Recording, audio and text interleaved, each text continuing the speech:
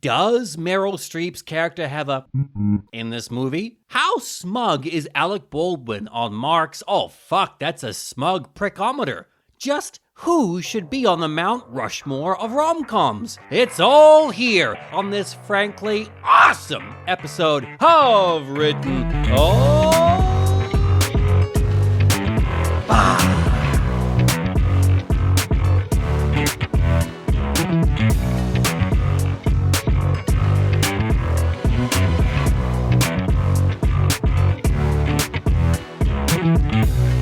Who puts this out on Christmas Day? That makes it a Christmas movie. Yeah. That's the logic that Die Hard goes by. Yeah, I think it's fair. There's one shot in this movie that has a Christmas tree, right? Like they were filming it like, fuck, it's Christmas shit. Meryl, get your tree out bring it over here. Put it in the car, bring it over here, we'll put it in the background. It's a Christmas movie. To be honest, I wouldn't have noticed beyond all of the beautiful scenery that is the rest of the movie. It's like it took place in a Williams-Sonoma showcase or something. Welcome to Written Off, a show about movies with hosts. And I'll just keep making that noise until you get so annoyed you just turn off the episode. No, please don't. I swear to God, please don't turn off the episode. We've got a really great episode today, I promise. Mark is like as happy as I've ever seen him, which for Mark is like the mildest grin you've ever seen.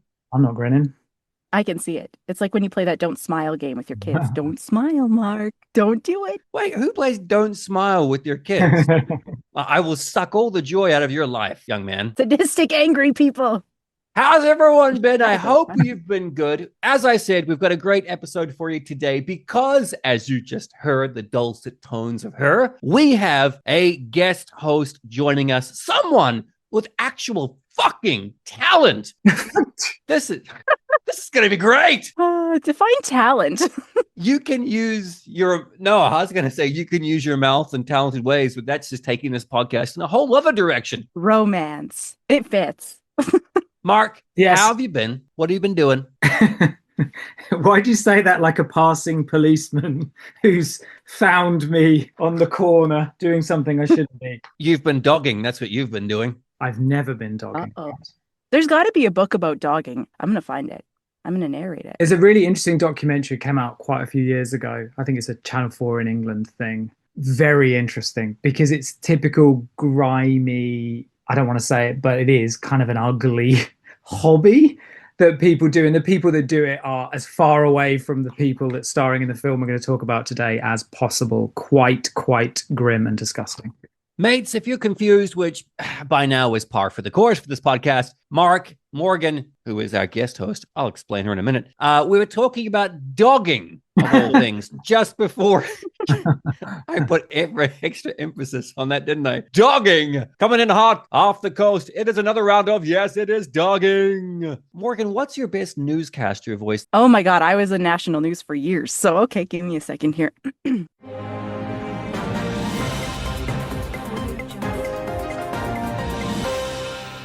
In today's news, we bring to you the subject of dogging, an English pastime in which the RCMP have said has become an abundant trend here in Canada. Does that work? Is that good? Yeah, it was very good. It was very good. Far too good. Anyway, I'm sorry to have introduced this to you. Brad, I'm very well. Thank you for asking. Morgan, how you doing? I'm good. Slightly terrified. That is the best state to be in for this podcast. That is how our mates, our dear friends, our listeners, when they hit that play button, they do it with a sense of trepidation. Their finger is trembling as they push that play button. And then what you get is this horrid piece of shit. It's great. The way it was meant to be. Horrible. Let me introduce our guest proper. With us on this episode, we have Morgan Strueby. Now, is that how I pronounce your last name correctly, Strueby? Yeah, it's a Dutch last name, so it's more like Strueby, but I can't do it properly because I don't speak Dutch. I'm not Dutch. My husband is Dutch. Well, we won't blame him too much. Morgan is an audiobook narrator and a voice actor with over a decade of experience. If that's not cool enough, she hails, as you can probably tell from the amazing accent, from the friendly, cuddly country of Canada, by the way of Dutchness. Dutchness. As his family would say, if you're not Dutch, you're not much. Oh. I'm a mix of Irish and Indigenous, so... Mark, holy shit, we can confirm now, here, on this very episode, that we have at least one Canadian listener. We did it! Yay! Well, unfortunately, it's just me. Yeah, we don't know if she's actually going to listen, Brad. We've got a contributor who may avoid listening to it like the plague. We don't know that yet. I don't know. I spent the entire morning listening to you tear apart Indiana Jones. How could you? Did you? I'm sorry. I'm not going to apologize. I love that episode. That movie deserves everything we gave it. You can find Morgan on Instagram at morganstrueby_VO, as well as on her website, strubysound.com. She's talented, she's writing her own novel, and best of all, she's here with us now. Morgan, welcome to Written Off. I hope it's not the highlight of my career, but I doubt it'll be the highlight of your day. I wouldn't worry. Let's get into it. What have we been doing? What have we been seeing recently? Morgan, have you been to the cinemas or have you clicked on a streaming service as of late? I'm more of a reader than a watcher, so you'll definitely be the go-to opinion for screenwriting and stuff like that. But I watched It's Complicated specifically for this reason. That doesn't count. That's like, did any of you read the books for homework? Well, I read a book. What did we watch last night? We watched the cartoon Grinch with my two kids. I have a 5-year-old and a 2-year-old. So we brought the Christmas decorations out so that we were ready for November 12th, because that's when we're allowed to decorate after Remembrance Day. Look at me being a good Canadian. You unleash your Christmas goods in the middle of November? Soonest moment possible. In Canada, we take a day off, stat holiday, November 11th. At 11 o'clock, we take a minute of silence. At 12 o'clock, my Christmas decorations become my life. My house looks like it pukes up Santa Claus. Right, we've given respect to the dead people. Bring out the Christmas cheer. I remember the war and I have freedom to decorate. How did the kids respond to animated Grinch? My 2-year-old was upset that it wasn't Steve and Maggie. My 5-year-old loved it and watched it twice last night. Okay, right, the Cumberbatch version. And she watched it twice. So we watched it in the morning and then she watched it before bed, and she's going to watch it again probably today because she's excited about Christmas. My favorite joke in that movie is when the Grinch is like, how much emotional eating have I done? The dog's like, a little. My favorite character in the movie is the screaming goat that scares away the herd of reindeer. Speaking of screaming goats, Mark, what have you seen recently? I've seen Smile 2. Oh, nice. Ooh, I did watch The New Witcher. That probably needs to be a future topic of podcast. How does Hemsworth handle the Cavill-less pants? Am I allowed to cry? Is that allowed on the podcast? No, I miss Henry Cavill. It's awful. I turned it off after episode 1. It's so much more cheesy. The looks in the action sequences. He falls over a lot more. He's just not the same character. Mark, have you seen any of The Witchering? I mean, it's up my street, and I had a friend who's really into the novel. I've got a Polish friend who had read the novels in the original language, played the games, and I quite like the games. So I was quite intrigued by it. I'm not even sure we finished that series, to be fair, the first season. It's up my street, but it's in the wrong direction. Not sure that works. I don't know how anything Henry Cavill could be the wrong direction. As a romance narrator, of course. Yeah, absolutely. Mark, what do you think of Smile 2? And the first 20 minutes, I thought, it's sort of meandering a bit, and I can't really see how I'm going to like this main character. It's not really my thing, but it really, really grew on me. And as it went on, it's a real study of desperation and despair and loneliness. And these are all things I quite enjoy. And it had a lot of art house influences, a bit of Suspiria, again, quite a lot of Lynch. And as you know, I'll always talk about Lynch. It was very affecting.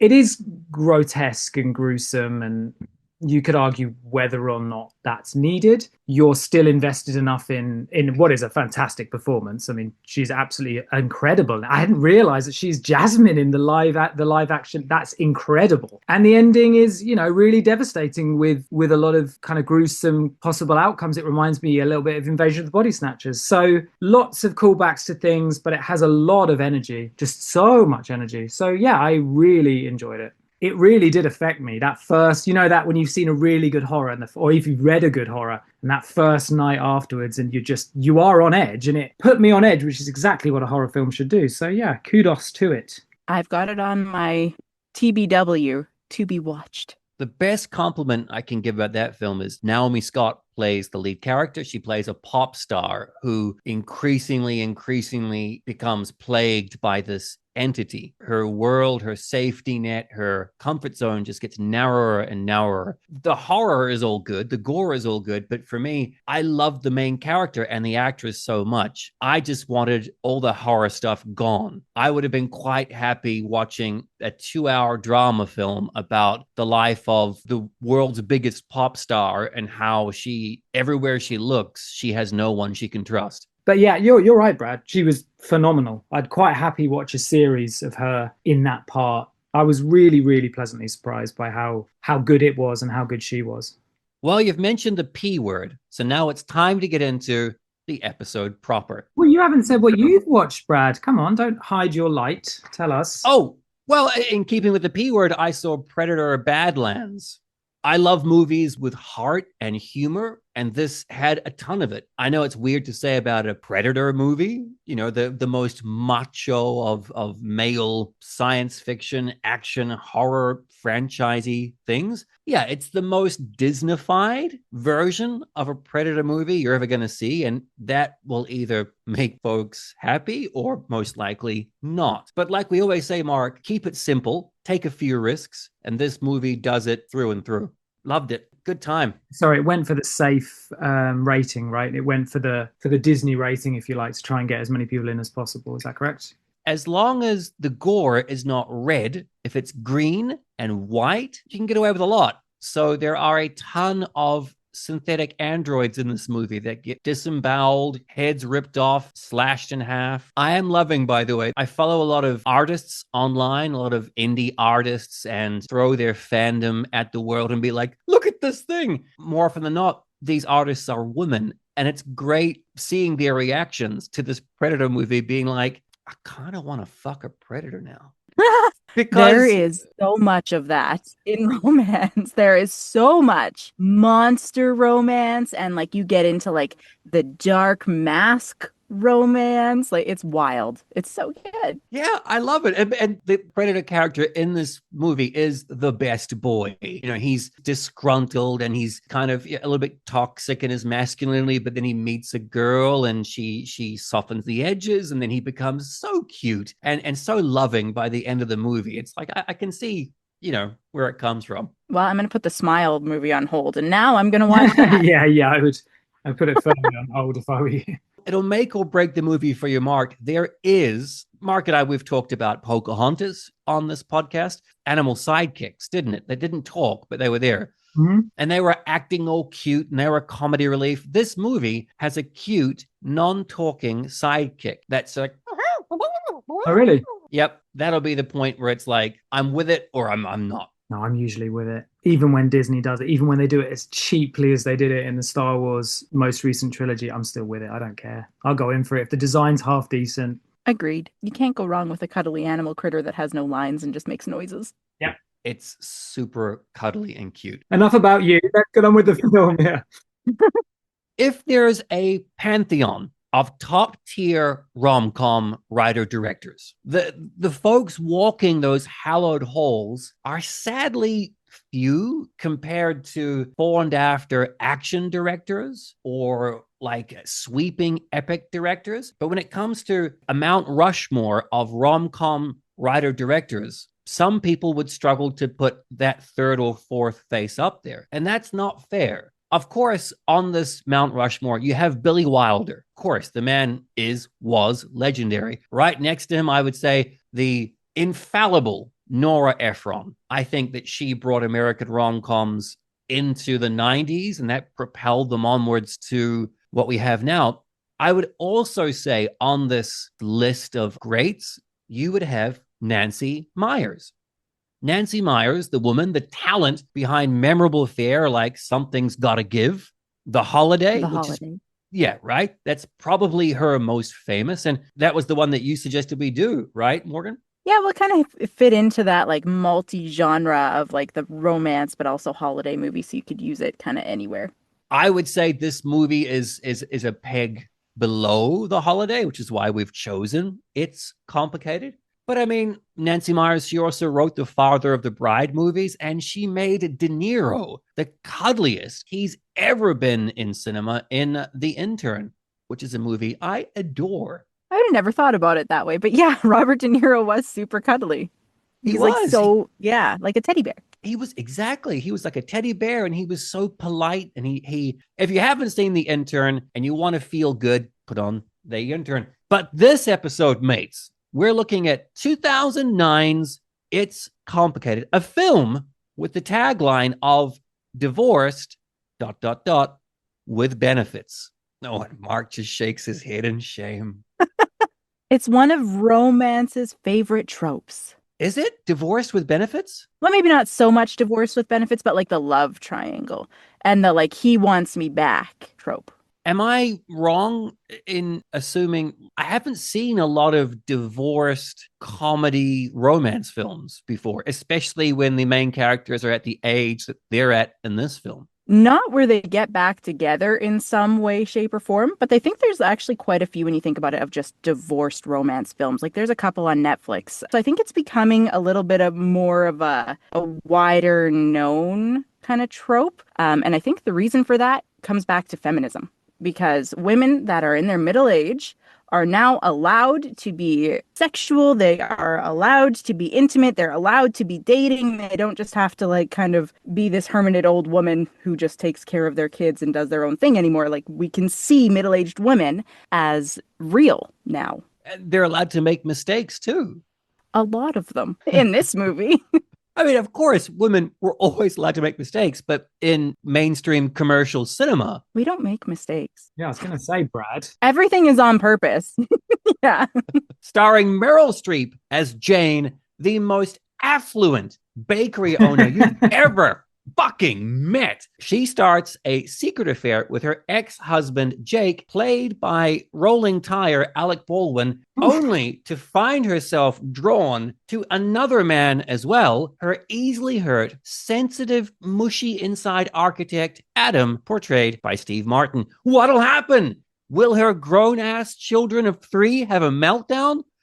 Yes. Will Alec Baldwin spend 87% of the runtime grinning like a Christmas elf is tickling his taint? Again, yes. Will we brazenly suggest ways this film could have been better? Another yes. With a reported production budget of...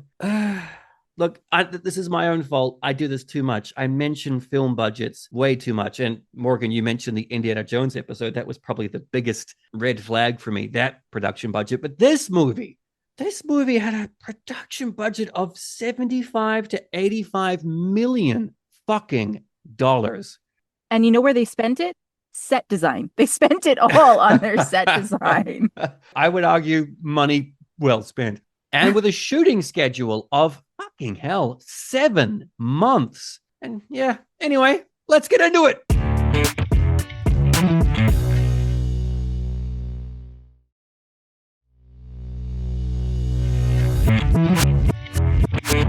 We normally start the discussion with where were you when you saw it? What were you doing? So, Mark, this was the first time for you, right? Yeah, I didn't know of its existence until you messaged me about it. You knew of Nancy Meyers and her work. Yeah, I've seen... He looks down at Wikipedia. I quite liked Father of Bride as a kid, actually. I've seen What Women Want. And yeah, I think I watched Something's Gotta Give. Yeah, not that long ago. Which I will bring up later on. So yeah, it was the first time I'd seen it. I saw it on Sunday next to my bemused and quite angry wife. She's not always like that. She was like that at that particular time. Because of the movie? Yeah, she really didn't like it at all. She possibly liked it less than me. Yeah, I know. It's quite interesting. We'll get there. But yes, only 3 days ago, Bradley. Morgan, what about you? What is your history with this film? I saw it actually in theaters when it came out in 2009.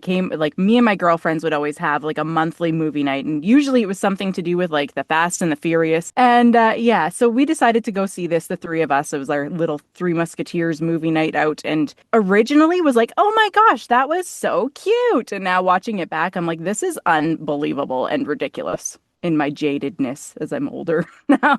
My naivety is gone and it's unbelievable. Well, I'm setting myself up for failure because I saw this not in cinemas when it landed on streaming for the first time. I was charmed. I fell in love with it. I almost went out and bought the movie on Blu-ray. And watching this movie again, happily charmed. I think this movie is just cute and sweet. So I look forward to the two of you tearing it down and making me look like a fucking ass, which happens on the regular. You're not wrong. Mark, let's put you in the hot seat. Oh, yeah, go on. What does work about this film, actually, from a screenwriting perspective or not? No, I think that Morgan has said what I think is the acceptable thing about this film. It's nice to see a woman of a certain age behaving in a free, footloose manner. A realistic way. Yeah, absolutely. I think that is the thing about this film that I trying to really be careful with my words. I felt that worked. I thought the casting of the main actor in it made a lot of sense. Set design is good. It was very aesthetically pleasing. Yeah, absolutely. And I think back to, the father of the bride even then, and as a kid being like bowled over by these huge houses and wonderful people swanning around. I mean, now I detest it, but at that time I thought, wow, this is incredible. And it's so beautiful. And these people are so living such wonderful lives. So it knows what it is. It knows its sense of self and sense of place. The setup is quite effective. There you are. Morgan, what works in this film for you? I really actually like Alec Baldwin's character. So Jake Adler is a partner in a law firm, drives a fancy Porsche. They have giant houses. Everything is very aesthetic. They have the kitchen of my dreams. My God. His character, though, that arrogant, stuck up, like he plays that character so perfectly. He hits the nail on the head where he's always grinning. He thinks he's the best thing to happen to his ex-wife. And how could you not come back to me? You know, like the energy he gives off is the epitome of that ex-husband character that she's trying to write. For me, the film is pure charm and smiles, and that's mostly thanks to Meryl Streep and Alec Baldwin, right? So from a screenwriting perspective, you strip that away, you just have the screenplay. Everything is sufficient. The building blocks are there for a good enough rom-com. I love that this movie deals with the day of her kids leaving. So Meryl Streep's character, Jane, she has 3 children, 2 of which are already out. We actually see the day it's her son, right? Her youngest son is graduating college and leaving, The 3 kids kind of get into a car and drive off. So we get to see that moment, which I would like to see more of in cinema, where a parent deals with the sudden quietness of their home. And I actually asked my mom afterwards, I was like, what was it like? Because as a kid, you just don't even think about it. You just abscond and you're done with it. But now I'm a parent. So I was very, very curious as to what that would feel like. And I live in trepidation of that moment when my babies are like, no, I'm fucking done with you. Woohoo! That second by second, minute by minute, hour by hour stillness. Is it going to be a case of like, walking on sunshine? Or is it going to be like, hello, darkness, my old friend? I don't know. And I love that movie deals with it. I think that's my problem with it, because it doesn't do that. She literally comes out the ceremony, gets hammered and fucks Alec Baldwin.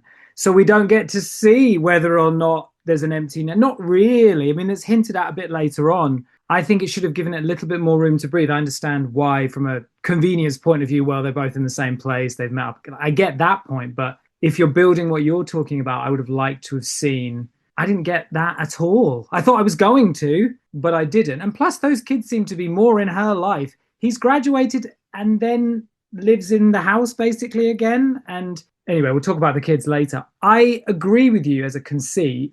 I think it's not interested in that conceit, and it'd rather us look at Alec Baldwin's smirking face. No, I actually agree with that. Morgan might be able to help us out here. The things I bumped up against, and maybe you're bumping up against too, Mark, is this movie is a fantasy.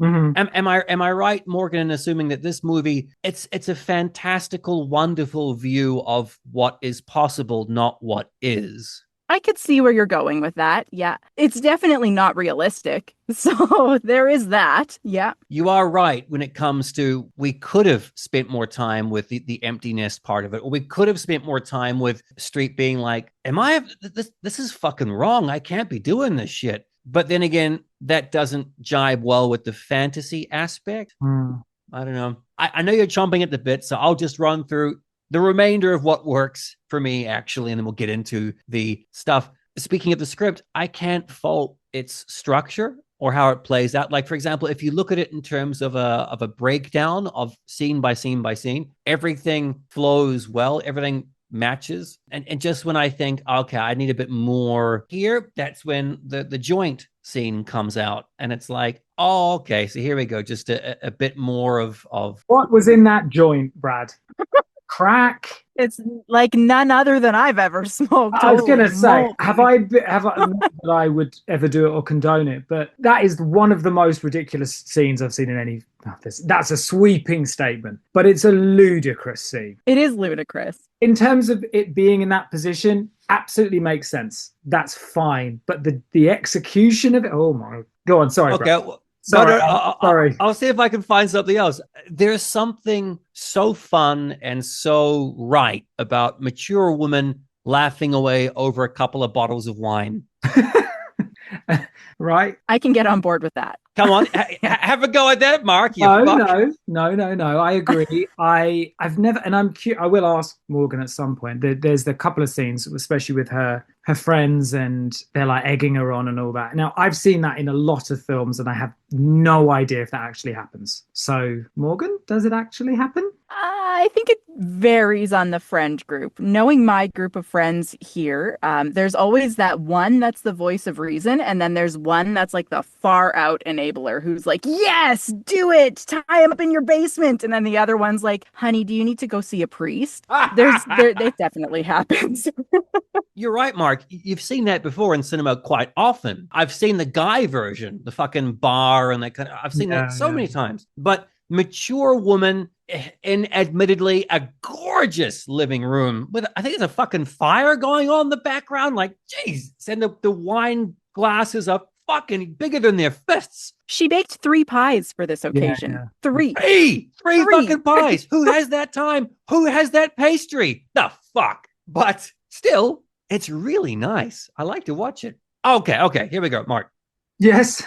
There are many bad things in this world. Not doing your recycling, that's a no-no. Admitting you like Marvel's cinematic stunner, The Eternals, that's also fucking heinous. But watching Meryl Streep and Steve Martin bake croissants, that's a good time. Yeah, I will watch these fake humans do this fake baking. It's nice. It's sweet. No? Okay. Well, how about the awkward bathrobe moment where it's Streep and she's wearing a bathrobe and it's Baldwin again grinning because the elf is just tickling that taint. That's a sweet moment between characters where it's just like, it doesn't matter their age, it doesn't even matter their gender. It's just two people who are in a very sensitive, emotional moment being open with each other. My issue with that would be, by that point, Streep has basically said no. And one thing I'd like to point out is she says no quite frequently. And I think at one point he actually says, why do you always have to say no before you say yes? The sexual politics of this are dubious. So when he strips off naked to lie on her bed, completely unbidden, their affair is nigh on over by that point. I view it through quite a different lens. And what I'd say is, I think if you've got Steve Martin, let him be Steve Martin. Was that like John Martin, Steve's brother? Because I didn't see Steve Martin there at all. You know, I mean that. Like I said, Father of the Bride, he lifts that film. He lifts a lot of things he's in. I look at him and just think, oh dear, he feels, to be honest, really hollow. I wanted a lot more, and there's so much more there. The one credit I will give the joint scene is at least there's a little bit of Steve Martin energy for about 20 seconds. But and I said to you before we started, he's so neutered in this. So neutered. And I just thought, why did you hire him? You could have had anyone else. Morgan? I agree with that. I saw that too. Steve Martin was very like, to do an it's complicated cliche here. He came out underbaked. Like he was Mm. the croissant that came out very gooey on the inside still. Basically, like you could have made this movie without his character entirely and still revisited all of the themes that you had to begin with. The divorce, say, and the ex-husband affair.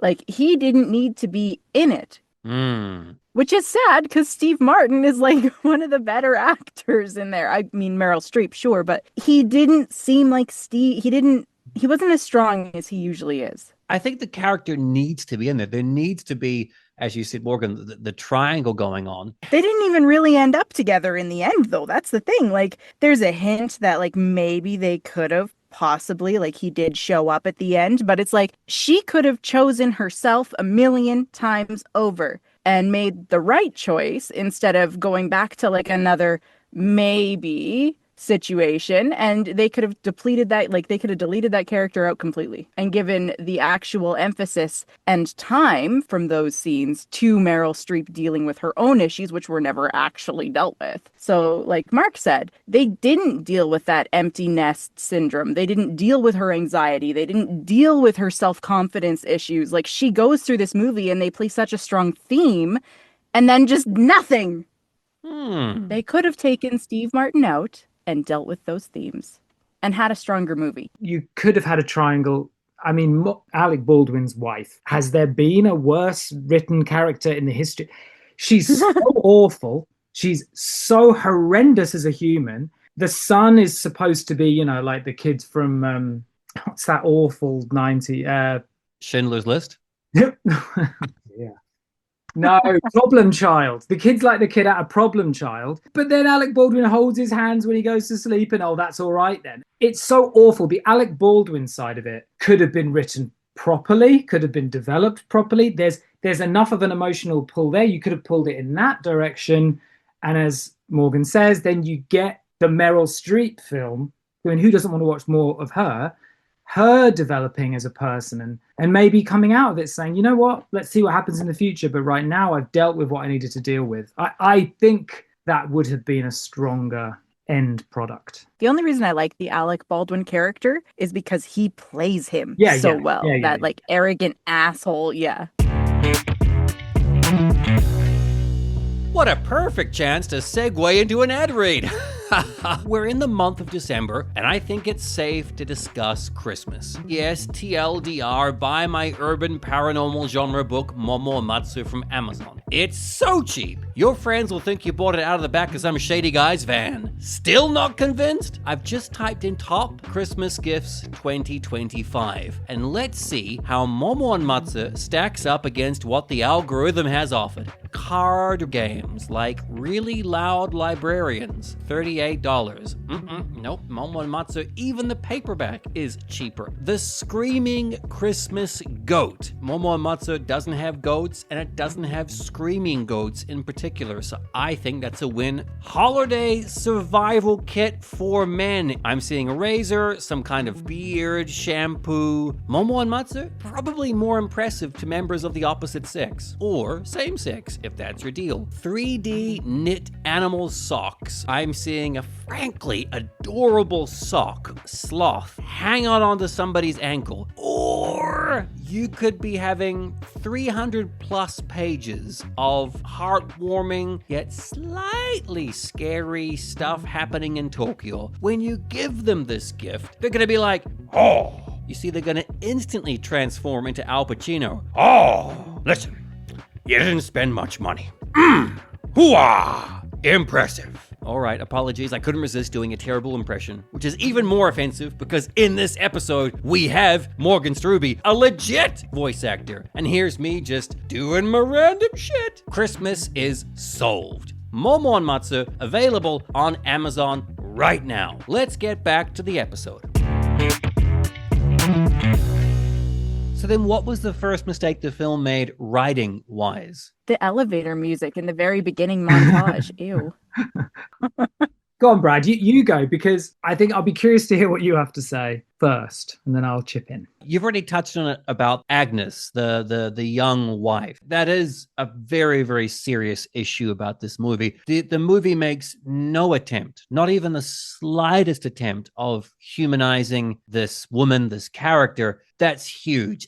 Again, I keep bumping back into the fantasy aspect, and because I think this movie is pure fantasy, I give it a pass on any kind of expectations of realism. But the first mistake for me, writing-wise, and this is very, very, it's personal. It's got no real basis in screenwriting, but it is the wealth. Absolutely. I've tried to stay away from it, Brad. I'm glad you brought it up. Go on. You can't. That's like the biggest mistake. Yeah. Okay, good.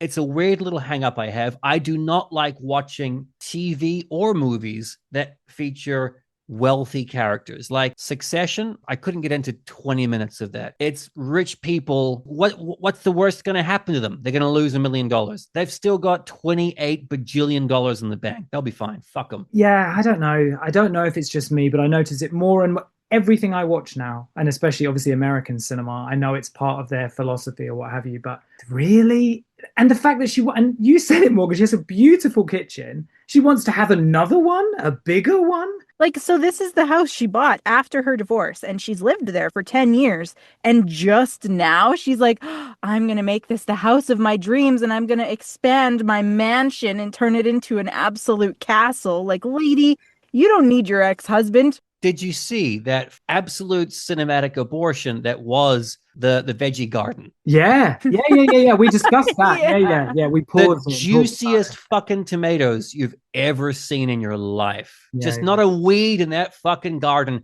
I don't know how she's got time. Yeah, she must have staff. She must have staff. She must have staff. Yeah. I mean, she's very privileged. So, and that was what was like really stood out to me, was like the absolute privilege in this movie was wild. Yeah. But no one gives John Woo shit for his fucking pigeons and doves and his double-handed guns and his slow motion shit. Everyone's like, what? It's not a John Woo movie unless I see that shit. Nancy Meyers, this is her thing. This is her. Every movie she does, the kitchens are amazing. The characters are all white. They're all exceptionally rich. Yeah. Mm-hmm. And the jokes are very, I keep coming back to the word mature, but like you're not going to get a fucking Seth Rogen like, and then like, I don't know, shitting his pants or something like that. So I want to ding this film for that. But that's like saying, this fucking Tim Burton guy, I watched another of his movies, fucking eyeliner all over the place and weird ass hairstyles, and like the buildings are all askew. What the fuck were you expecting? It's Tim Burton. And it's the same for Nancy Meyers. The wealth gets to me, and the lack of any characters of race in any. My wife pointed out there's a guy serving cake, an African American serving cake. And that's it. And the Mexican chefs. Yeah, and the Mexican chefs who are like, you're looking really well. What have you done with your hair? And I'm just like, oh. It's a little cringe. And it was 2009. And I know that's not that long ago, but I think it is in a lot of ways. Like I said, for me, the sexual politics are very dicey, the race, the wealth. And I think it's a cumulative effect. Maybe 15, 16 years ago, you might not have noticed it as much. And I've noticed myself looking back at films that I enjoyed and I overlooked those things, or maybe I didn't notice those things. In the climate we're in now, sitting here as we are, honestly, it was grotesque at times. We've all had that shock with Home Alone. Like you and I have talked about that, Mark. Home Alone, when you see it as a kid, it's just like, it's a house. As an adult, that house has got 8 fucking bedrooms. The fuck? What does he do for a living? Yeah, exactly. Yeah. Sells organs on the black market. Likely. Especially if those people who are trying to rob it.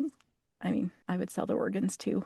But for me, it was more so the like overwhelming wealth, the overwhelming privilege, and that the problem was so minor compared to like other problems facing the world now. It's like, I can't sleep with my ex-husband. What will I do? Oh no, I shouldn't be doing this. I'm self-conscious. Should I get a brow lift? And it's like, really? You're still going to wake up and not have any like actual issues. It's the overwhelming like ignorance of the rest of the world. But you're right. It is her kind of shtick, right? Like that's what she writes. Please tear me down for even bringing this up, because I am quite ignorant about this. I do love my rom-coms. When it comes to overall romance, especially in the written world, especially all the subgenres of romance, Morgan, that you've voiced and you've read, so you know much more about this than I do. When you were saying all that, my idiotic male brain is like, isn't that romance? Yes. I was like, well, it's a chick flick. What else are you going to fucking worry about? You're not going to have a nuclear bomb going off and the president's like, God damn it, McLean, you've got to stop those terrorists. Not that it's my area of expertise, but if you look at like Bridget Jones, let's say Bridget Jones, again, a film I probably even haven't watched all the way through. She's got a struggle there. She isn't managing her life very well. And the chaos that ensues because she's just not juggling things. She doesn't know what she's supposed to be doing. Am I supposed to be working? Am I supposed to be romantically engaged with this person? That creates the jeopardy and like injects the sense of, well, which direction would I go in? Which direction is she going to go in? In this, as Morgan very rightly says, in my opinion, the choices are so pathetically nothing. And it doesn't, there's no stakes at all. There's no sense of jeopardy at all. And also, I would take a bit of umbrage with the word romantic. What is romantic about this? I mean, aside from the fact... There isn't romance. No, there isn't romance. It's just not there. There's nothing. There's like closed-door sex scenes, but there's no romance in this romance movie. That's my main thing. She goes to the graduation, gets sloshed, has sex with a guy who's loathsome. And you're right in saying Baldwin plays it very well, but he's horrendous. Gaslighting her constantly. Crying and moaning when he doesn't get what he wants. Never seemingly at work. I mean, I guess he's a partner, so probably that means he doesn't have to do anything. He swans over, buys her a few drinks, takes advantage of a drunk woman. Sorry, what am I swooning over here? I don't get it at all. Now, it's maybe a little bit the way Steve Martin is not an absolute prick to her is romance, but I don't get it. I mean, the whole time my wife was like, get away from him, get away from him, get away from him. I defer to Morgan 100% on these matters, but I was looking for romance and comedy and didn't find either. So this is, I think, as somebody who like reads a lot of romance, I voice a lot of romance, a lot of like the anime characters I've played are like females in a romantic setting. It just seems to gravitate to me.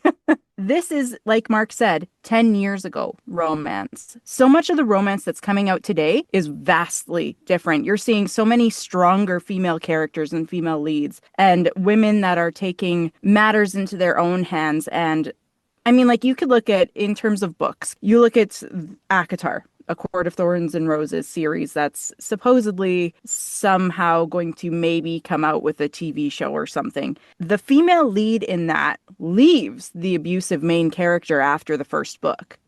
So romance is changing in the way that we're seeing it. And I think that has a lot to do with, again, feminism. Like women reading romance don't want to see women complaining about men so much. They want to see women growing. They want to see women making their own choices that are best for themselves and taking matters into their own hands. And I want to see a female lead in a movie like Bridget Jones that I can relate to and I can actually empathize so that I could be like, wow, that's a really crappy situation. I don't want to see Meryl Streep complaining that she burnt a croissant in her $40 million house. It just doesn't make sense. And there's no romance. Like, why? Why are you going back to your ex? He's horrible. He treats you like crap. He doesn't take no for an answer. He literally belittles you. The most cringy scene there is after the first time they have sex. They're laying there in bed and she's like, oh, God. Oh, what have I done? And she's very hungover. And then he just reaches over and grabs her. Yeah. And I'm like, what? Oh, God. You forget he also says home sweet home. Home sweet home, yeah. Yeah. That's what I'm talking about. I'm like, who in their right mind, even in a romance movie, thinks that that's romantic and would, like, if that was me, I'd turn around and be like, get out. This is my hotel room, bitch. Like, see you later. Yeah. That's where my biggest problem is with this movie. Sorry, mate. I really like this. I like this. This is great. Feels like it's doing something empowering, but it falls so far short of, as Morgan says, what we're hoping and what we are seeing in, and it's only 15, 16 years, but it felt so old-fashioned. It really did feel really old-fashioned. And Something's Got to Give is a film that, again, it's not dissimilar in tone and style. It's like, why the fuck would you like Nicholson in that? He's so horrible to you. But I like it because Jack Nicholson in it. So I quite hold my hands up and say that's why I like it. Diane Keaton is Diane Keaton and Jack Nicholson's Jack Nicholson. But imagine this film. Imagine Nancy Meyers is working on a lower budget. She hasn't have the pulling power to get this cast. This film could never be made. It is only able to be made because of the people that are in it and because of the people she can get involved. Brad, if you read this script, let's say you got given this script, read this, mate, you'd shred it. On the basis of the script, and if I didn't know if it was Nancy Meyers, I'd be like, yeah, there's not enough here. There's not enough tension. There's not enough drama, basically. Yeah, on the basis of the script. But right now, at least on my Instagram, I keep coming across this, I don't know if it's a trend or I've just been missing out, but cozy. Right now, everything is cozy horror. The Thursday Murder Club series exists because we've gone from true crime to cozy crime. And cozy is so popular right now.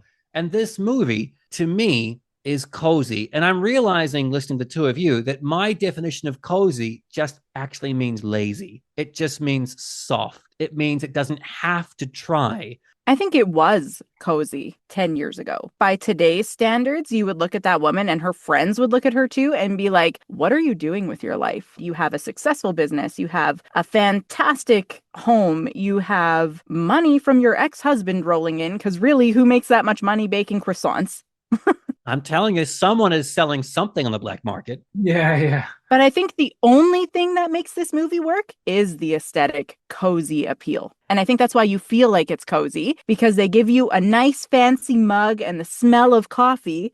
But when you go to drink it, it's literally like cold Tim Hortons, burnt, day old with a little bit of foam on top. Questionable foam, no sprinkles. I mean, obviously I'm easily swayed, but I think you're right. Just because I do love a rom-com, and growing up in the 80s, giving that excellent summation of the female romantic arc now, I was thinking of how far Harley Quinn has come since she was created in the Batman animated series. Oh, Mr. J! Oh! And she was just there as a floozy. But now, I mean, look at the Birds of Prey movie. She's like, oh shit, my boyfriend is toxic as fuck. I need to find myself. I need more for myself, and I'm going to fucking get it. And they gave her brains. Yeah. Like Harley Quinn in like old style Harley Quinn. Yeah, she's a floozy. She doesn't think for herself. She does whatever Joker wants. Nowadays, Harley Quinn, she's the leader of the operation. She decides what's happening. And she's growing through the situation too, right? Like, so Meryl Streep, Jane, is, do I need an eyebrow lift? What do I do? I'm going to lean on my friends for the approval to sleep with my husband who cheated on me in the first place. Like, ew. Why would you sleep with somebody who cheated on you who's also married? Because that tells me that you're just as bad as he is. He hurt you, so you're going to hurt her? It doesn't make sense. But like, she doesn't actually overcome any of her self-esteem issues. She doesn't overcome her anxiety over the situation. So when you look at stronger lead characters like Harley Quinn today's Birds of Prey Harley Quinn, she's using some of those disadvantages, her absolute unhingedness, her psychosis, getting what she can out of it instead of letting it control her and letting him control her, which is what happens in It's Complicated. Wow, I love this. This is great. This is easily one of my favorite episodes. I'm learning something. I want my daughter to listen to this episode growing up so that she doesn't do this like as a feminine movement kind of thing. Yeah, exactly. I just don't be like this. Yeah, with the bit where she goes into the kitchen and she goes, I've got an idea from a menu and it's because I'm being fucked by my ex. That's the only way I could have any creativity in my brain. Wow. But she doesn't have an idea. And she doesn't even have one, yeah. Make it more lively. Yeah, and the chef says, have you done something to your hair? I mean, honestly, it's... And that chef is a man. And I just thought, right, okay. I think to what you just said, they try and make this new wife an absolute bitch from hell, like a very stereotypical horrible woman who needs to seek fertility treatment. I don't think it goes into it, even though she's got a fairly young son. I mean, I don't know. I guess it's for I think him. they said it was a sperm problem. It's for him. It's on him. It was an Alec problem. Yes. Not sure why she wanted a child with Alec Baldwin. She doesn't seem to like him very much, or money. Yeah, money, and that's it. And it's so severely underwritten. And obviously, it's okay. We don't have to have an interest in that character. That's fine. Oh, it's just so weakly and underwritten on that side of it. And then again, like I said, the Steve Martin character, right? You're going to bring in this third character, and that's fine. And you can have that as she's now going to go in a positive direction, as Morgan says. Why does she need to anyway? But okay, let's say you think that she does. But then again, he's underwritten and he's neutered, and yeah, he's soft, but he's not anything. No, he's very empty. Yes, they get stoned, and well done. And even that, I mean, oh God, again, I don't like to think about that scene. It's scarier than Smile 2. You watch it and you just think, well, none of this would happen. There's not really a spark. Yeah, he finds her attractive because, it's Meryl Streep. But there's nothing there to go for. Not really. He gets her. He knows what the kitchen should look like. And I found the other thing that nobody's brought up here is Meryl Streep actually, like as an actress, as a female in Hollywood, can be very empowering to up-and-coming actors, to women around the world. And she walks a very dangerous line with her acting and the way that the movie is written, because she's, don't see me, look away, don't look at my body. You saw me when I was 40 and my 50-year-old body looks very different. Like, no, own that shit. Be like, you know what? I'm 50 some and I still look fantastic and I can afford linen clothes, and like flaunt it. Get out of the bed without the pillow and like walk into the bathroom, But she's casting this very dangerous, like elderly woman kind of, you can't show your body. You can't be intimate. It's weird. It's a weird energy. yeah, because there's that scene where she does stand up near the end of the affair where she does, and she peels one shoulder down, and it's supposed to be this big moment of she's done it finally. And I was like, oh God, it's just awful. That was the bathrobe scene that I was so charmed by. Yeah. Well, and then contrast, you've got Baldwin, and I get it, you've got Baldwin flaunting everything, doesn't give a fuck what anyone thinks about him. You could read it as, yeah, this is the patriarchy, they don't care. She's got to grow into that, and you think, okay, are we edging this way? Are we going to go into her? Because what she could have done is drop the bathroom and gone, right, you can fuck off now, mate. See, if that had happened and then gone to Steve Martin, we never saw Alec Baldwin again. He gets in his Porsche and buggers off. There we go. Then we've seen growth, progression. We've seen someone, right, I'm out of this, whatever I've been in for this long. I'd have loved to have seen that. Again, drop the bathrobe. She didn't learn to love herself in the movie. And I think that if she did, it would have gone a very different direction. You've turned me around. I'm like, wow, the charm has been pulled off. I mean, you told me to dissect it. You've done great. It's no one can see this, but behind us, Morgan and I can see the sun has slowly risen behind Brad as he's awoken to the fact he's been wrong this whole time. Why do you think they made the story choices they did? It was the way society was at the time. To see a middle-aged woman go out and date was wildly feminist. Not so much anymore, right? So I think the story choices that she made at the time were very entrenched in the way that culture and society were and viewed women. And we have to remember Nancy Meyers as the writer was still not the boss. So yeah. The stories, like she could have written a very vastly different story, and the director and the producers and the movie companies, they could have changed a lot. The elephant in the room a little bit is Mamma Mia, which came out the year before, which was massively popular here. I think it was everywhere. But I mean, Britain has a weird love affair with ABBA. So that film comes out, and again, look at the sexual politics of that film. It almost gets there, that film. It's like, no, she's going to choose herself. No, she's not. She's going to choose Pierce Brosnan. So I think this one doesn't even go as far as that. But I think Meryl Streep might as well have just come straight off the set of Mamma Mia and walked straight into the set of this. I don't really think there's a massive amount of difference. I would imagine Miss Myers, I don't know anything really about her, but cast came first a little bit, because I couldn't really imagine anyone else in this, and then maybe she's written around the cast somehow, and then as audience expect this. Now, what I would have liked to have done is to get my mum to watch this. That would have been really interesting, and I think I have a strong suspicion she would have enjoyed it and probably not come up with many of the criticisms that we maybe have. I do think my mom loved it. My mum loved it. Yeah, and what can you say? So then what is that then? You've all made such excellent points that I'm like, holy shit. Yeah. Is it the older generations like, this is all we've had, this is all we know? Like, what do you think it is then? I think it's the older generation seeing it as a fantasy and saying, it's a movie, you don't need to be so offended by a movie. right? It's for entertainment's purposes. That's what my mom would say. She'd say, "Oh, it was a beautiful movie and I love Meryl Streep and I'm overlooking all the rest of it because I can." Shit, that was the exact same criticism my mom gave as well.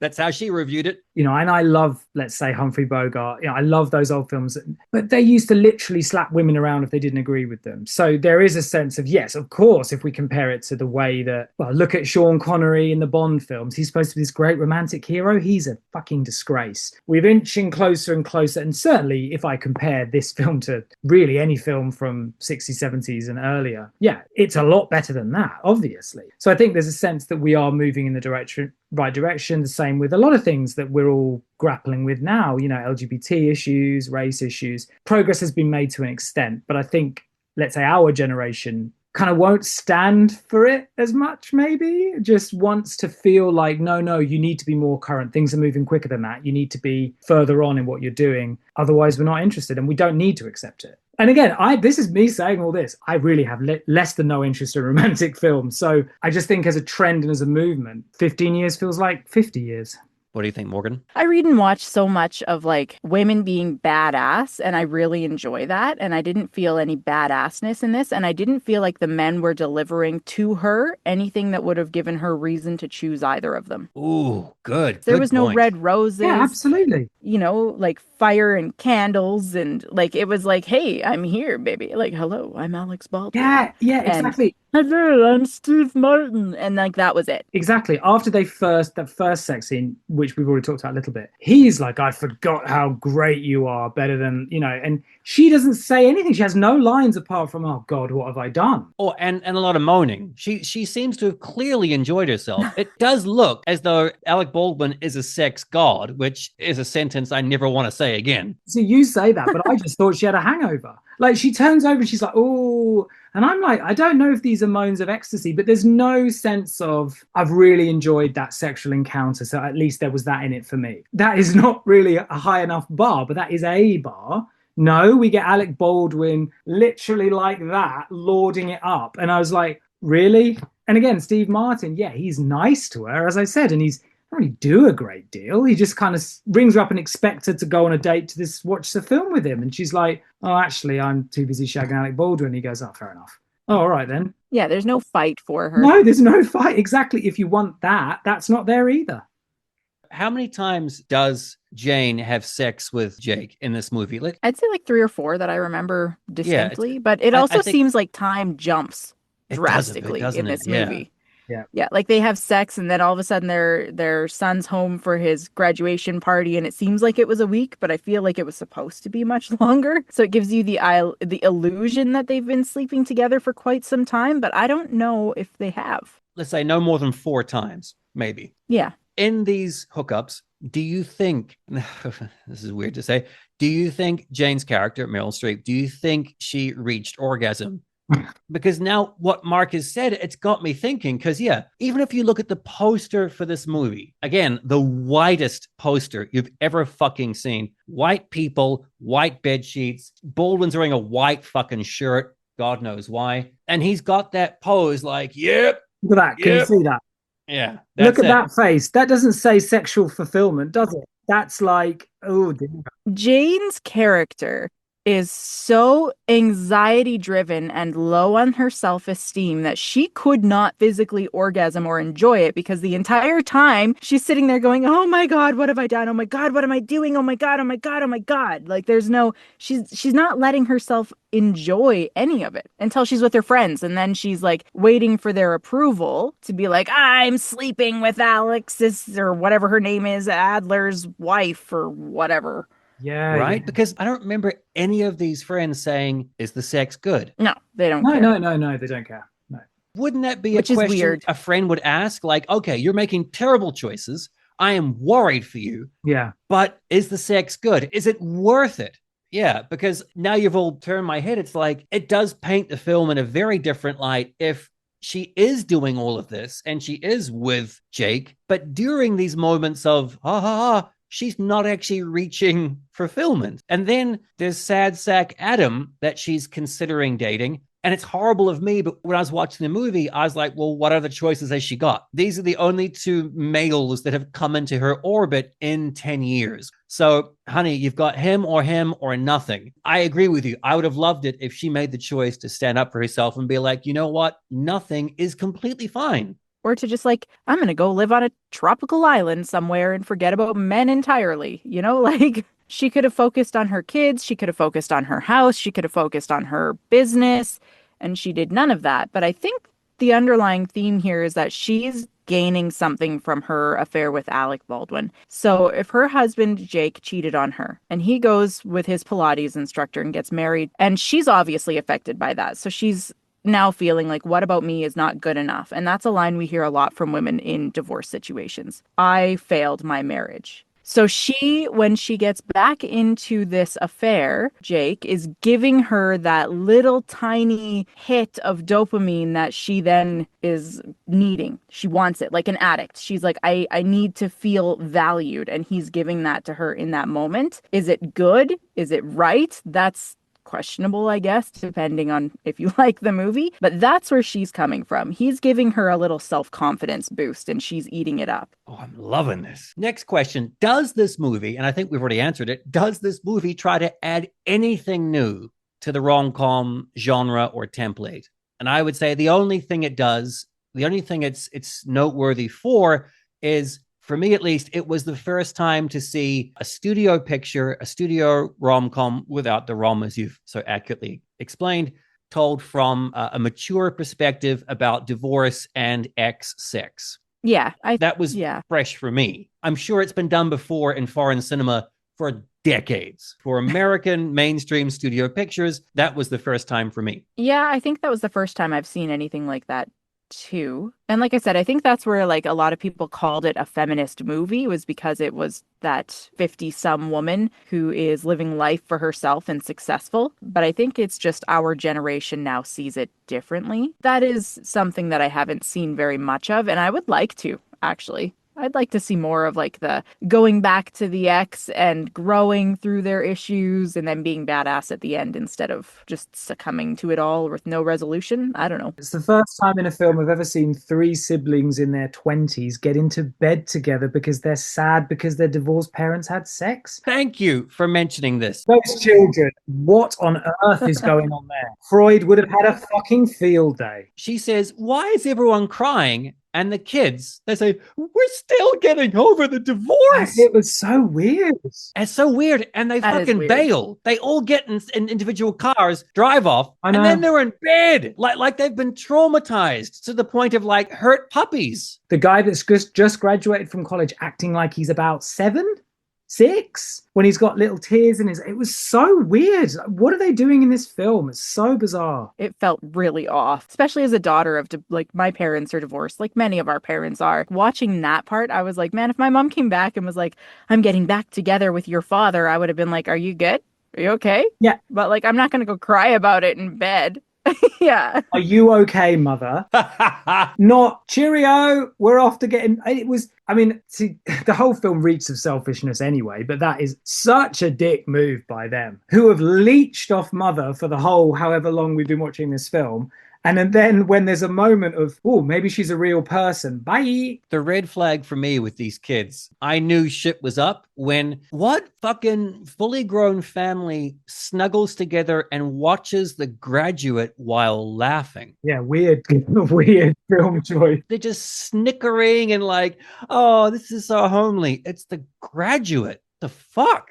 Baldwin mouths, I'm so happy. Oh, it's awful. All right, let's wrap this up with the real meat of the show. What scenes or changes would have made it better? Let's go big to small, okay? Both of you have really made excellent points. If this was much more centered on her empowerment, her choices, her forward momentum into becoming something that she always wanted to be and maybe even didn't know she wanted to be. But probably the easiest choice to make right off the get-go is the Agnes character, the Pilates instructor, young wife. She's never given a chance to be sympathetic. I would have loved a scene, one-to-one scene with Streep, where she takes her to task and just tears her down. And then Streep has a chance to do, Would that be a good scene though? Two women just going at it over ostensibly Alec fucking Baldwin. I don't know, but I would have liked to have a scene where these two women talk about what they've done and the reckoning as a result of both of their actions. I could see that. I could see that, especially from Alexis Adler coming at Jane Adler, being like, "You're a grown-ass woman. What are you doing?" I was 21 at the time and very naive, and I didn't know he was married, and they could have gone off like that. And then she could have been like, "You're right. I am the, like, more mature one, and I know what it feels like to be cheated on, obviously. So, like, perhaps I should have been the more mature one." I also would have liked to have seen the young Pilates wife leave. Yeah, 100%. She should have been like, "See you later, loser," Because she does leave, right? But it's all off screen. Yeah, but she walks away because Oh. there's the eyes lock across that dance. She leaves, and then Baldwin's like, "I've left her," and then I think Streep's, when they're walking around that little garden, Streep says something, and he's like, "Yeah, she wasn't very happy with me, but anyway, I'm the one that left." And I was like, "Oh God!" So he gets the power again. And it's just right. I have a very, very quick question. The child, the little boy, that's Baldwin's son. I had the same question because in their little dinner together, the middle daughter says, "Your demon spawn." Yeah. And then everybody was like, "Oh, no, that's not nice. Like, be kind." But then I feel like it's also a stepchild at some points throughout the movie. So I'm not sure. He treats the kid like a stepchild. Yeah. I just assumed, but then I thought, well, hang on, you said 10 years divorced. We think the affair was the reason for the divorce. I was very confused. Because the kid's calling him by name, not by dad, right? The kid calls him Jake. Yeah. Yeah, and he acts as though this is an interloper that's come into my mum's house. The nosiest fucking kid ever. Like, I didn't hear any running water in the bathroom. I can see what kind of person you're going to be when you grow up, kid. But that dynamic could have been interesting. A young mother struggling who frankly needs the money, the obscene amount of money that he's got. That could have been a dynamic, could have been part of a discussion, could have been Streep getting to understand, and it kind of half sets it up, or this evil, sexy woman. That could have been another conversation that could have precipitated her being, "Yeah, you can do one, Alec. I don't need to speak to you anymore." And then you'd have had sort of a double empowerment for one. It sounds a bit condescending when I say it, but you could have had that as a way of developing it and a way of, if we're going to have progression, let's have actual progression. I think the ending should have changed. I would have liked to have seen Jane take her bakery and run. I would have liked to have seen Jane been like, "Screw all of you," giving them all the middle fingers, including her whiny ass kids, go to work and be like, "You know what? Let's franchise. Let's build an empire." And then like cut scene to 10 years later and she's opening up her like third bake shop out of country in France, doing something more with her life than worrying about romance and sex, If we're going to do fantasy, let's go full into it and just say, "Yeah, she's like, nah, I don't need this noise anymore. I'm off." Go back to Paris because it mentioned she was in Paris and she becomes the first American successful chef, blah, blah, blah. If you want to have wish fulfillment, then just do that. You could set up a sequel that way, couldn't you? A fantastically attractive French boyfriend, if you want, or girlfriend would be much better. An actually romantic girlfriend? Oh, I love it. Like I said, there are times where it feels like it's going to go and then it just backs down. So, yeah, I 100% agree. To bring it back to Pocahontas, weirdly, Pocahontas stumbled and crashed so that films like Moana could fly. And I think this movie we've just watched, this was an important stepping stone to get to movies like the most recent remake of War of the Roses. I think is stunningly wonderful. The sexual politics in that, the characters in that, they both have wants, they both have needs, they both go after it. This kind of story has been told better more recently. And just Google search, divorce comedy film. And sadly, all of the ones that have been made recently have been for Netflix, which is a state of rom-coms right now. It's a streaming genre, unfortunately. But Eat, Pray, Love. Is she divorced in that to begin with? I'm not too sure. Yes, she is. But then she goes on a path of self-discovery and actually chooses herself. Yeah. That was just a year later. Ticket to Paradise. You've got Marriage Story, which of course should be called Divorce Story. Intolerable Cruelty. Oh no, that was 2003. But there have been movies that have taken the baton and gone much higher as a result of this. Well, I think that's the important impact that the romance genre can have. It can break down those barriers and it can free a lot of those women who are in these issues, who have grown up like that, who just feel like, well, that's just the way it is. and it can show them that there's better life out there. So Morgan, to put you on the spot as we finish this up, if any of our mates or listeners out there, they've seen this movie or they want to dip their toes into this world in the reading space, what would be a really good, empowering, just a great, full-throated romantic book that you'd recommend? The Throne of Glass series has a really empowering female lead by Sarah J. Maas. She is fiery. She is indomitable. She makes mistakes and has to recover and backtrack. And then you see her win at the end. The book that I'm reading right now, called The Queen's King, and it's by an indie author named Harmony Percy. She has included, it's like a why choose romance. So there's alpha, omega, and beta universe as well within this. So there's 5 mates and 1 queen. And one of the mates is trans. One of the mates is female. She's opening up a lot of those boundaries. And she's also absolutely badass. She is telling off her, like, she's got a dragon mate who's like fiery and basically your stereotypical man in romance movies. And she goes up and down him, flat out tells him to get lost. There is so many, specifically indie authors. Tori Foster is another one. She's got a book out. I wish I could remember its name off the top of my head. But she literally starts in an abusive relationship, and you see it go from just like sort of emotional abuse and manipulation to getting physical. And you see the process of her main character leaving. And I think that books like that are so important. Movies like that are so important. People being seen in roles that you grow up with thinking don't exist, whether that's people of color, whether that's LGBTQ and trans, whether that's Indigenous people. Representation is so important. And I'd love to see more books and more movies and more TV shows like that. Love it. Do you have anything you want to plug? Morgan's own book. My own book, which I'm just about done. I'm writing my last chapter, is again something where the main female character takes place in Atlantis. She finds out she's Atlantean, so very fantasy. Oh, hell yeah. I'm all for some Atlantis stuff. Yeah, there's even a Leviathan, so we kind of crush your biblical standards there. Yeah, she gets into a relationship that's much like this with the king of Atlantis, and he's using her, and it's very visible, and she's got a lot of mental issues at the beginning of the book. She's hearing voices. Later in the book, you kind of find out that they're maybe not necessarily all in her head and actually can be used as a power, and now has to save Atlantis from the king who wants to use its power to destroy the rest of humanity above the land and water. So badass female characters, more representation with biracial folks and people of color, and more LGBTQ fantasticness. When's that book due out, do you think? The first quarter of 2026 or? Within the next 9 months, for sure. We've got to get it edited beyond my own editing skills. Yeah, and then I do have a little snippet from the very first few chapters on my website and on my Instagram, so you can go find that. Right now it's called Echoes of Earth. The title will likely change, but yeah, it's a work in progress. It is coming. You'll see more of it start to trickle out now that we're done writing. So. And again, you can find her at morganstrueby_VO on Instagram or strubysound.com. And on TikTok as well. Just Morgan Strueby VO. Very simple. Thank you so much for joining us today. I've loved it. It's nice. I like a gangbang, and this was great getting fucked up by the two of you. Sorry, not sorry. It's actually quite similar to dogging, what's just happened to you, Brad. I might write a book about dogging, a romantic story about the liberation of dogging. Yeah. See, look what romance has opened up. The doors it's opened up for Mark. Absolutely. Thank you very much. I appreciate it.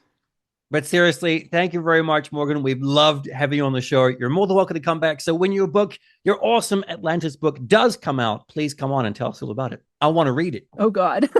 I'm sorry in advance. That's not the way you pimp your material. That's what I do, the self-deprecating jokes. But write the book first and then apologize. I'll send you a beta copy.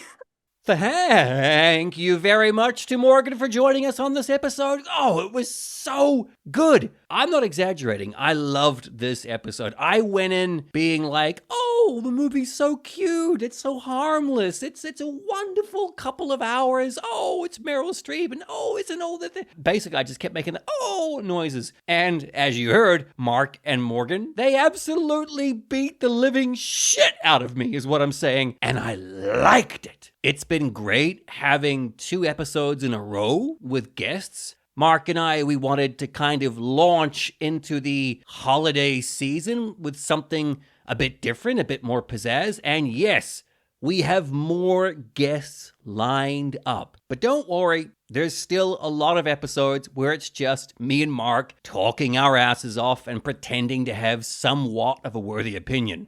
Next episode is Francis Ford Coppola's Megalopolis, the much talked about, much head scratched over, much, at least for me, enjoyed film. And this episode is yet again a spin on our usual kind of episode because I saw this film, Mark did not. So it's an episode where I describe it and I ask him questions with his opinion just based on film in general. And I gotta say, the episode turned out pretty cool. But don't take my word for it. Hell, never take my word for anything. Are you crazy? You know I am a fucking dumbass. Here's a clip from the upcoming episode. I think you've seen a lot more varied cinema than I have. I don't often see these films. I call them fuck it and fuck you films because scene by scene, it's, hey, fuck it. If you don't follow it or you don't get it or you don't pay attention, fuck you. Yeah. So fuck it and fuck you films.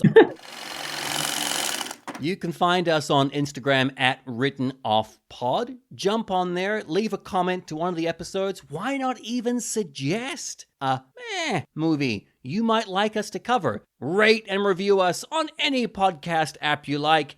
It all helps to push the show forward and to get this show into more people's ear holes. See, I was doing so well. I was so mature, and then I had to go and say ear holes. I just said it again. God damn it! Thanks for joining us. Thank you very much for listening. We always appreciate it. Until next episode, as always, stay safe, grab a slice.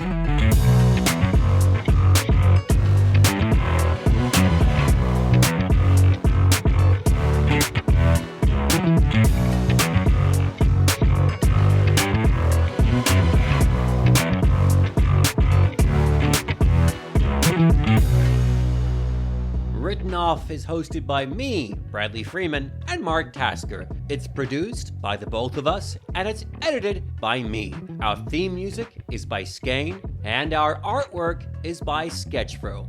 This has been a Pugnacious Podcast production.